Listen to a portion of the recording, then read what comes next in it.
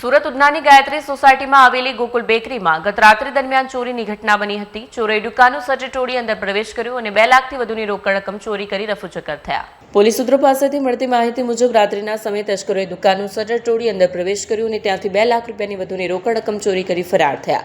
ઘટનાની જાણ થતાં સવારે દુકાનદારને થતાં તાત્કાલિક પોલીસને માહિતી આપવામાં આવી। ચોરીની સમગ્ર ઘટના સીસીટીવી કેમેરામાં કેદ થઈ ગઈ છે। ફૂટેજમાં 3 શંકાસ્પદ વ્યક્તિઓ ચોરી કરતા દેખાઈ રહ્યા છે, જે આધારે પોલીસે તપાસ આગળ ધપાવી છે।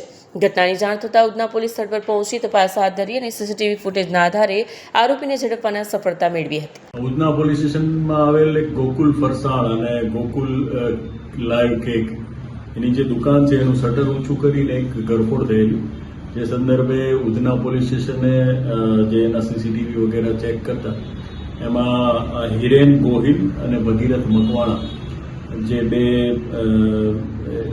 એમાં એક પૈકીનો જે રીઢો ગુનેગાર છે આ લોકોને ઝડપેલ અને જે સંદર્ભે ક્રાઇમ બ્રાન્ચની પણ ટીમ એક્ટિવ હતી આની તપાસમાં। એ લોકોએ મોહમ્મદ અને ડેનિસ ઘોઘારી અને પ્રિન્સ જીવારામ ભાર્ગવ એટલે આ રીતે કુલ 5 આરોપીઓ ઉધના અને ક્રાઇમ બ્રાન્ચ દ્વારા ઝડપવામાં આવેલ છે।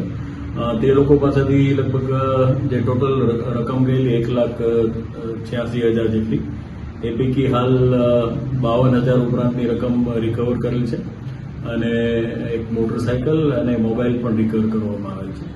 આ સિવાય બાકીની રકમ રિકવર કરવા માટેના પ્રયાસો ચાલુ છે, તપાસ હાલ ચાલુ છે। એટલે આ રીતે જે છે સીસીટીવીની મદદથી ઉધના પોલીસ સ્ટેશન અને ક્રાઇમ બ્રાન્ચને ગુનો શોધવામાં સફળતા મળેલ છે।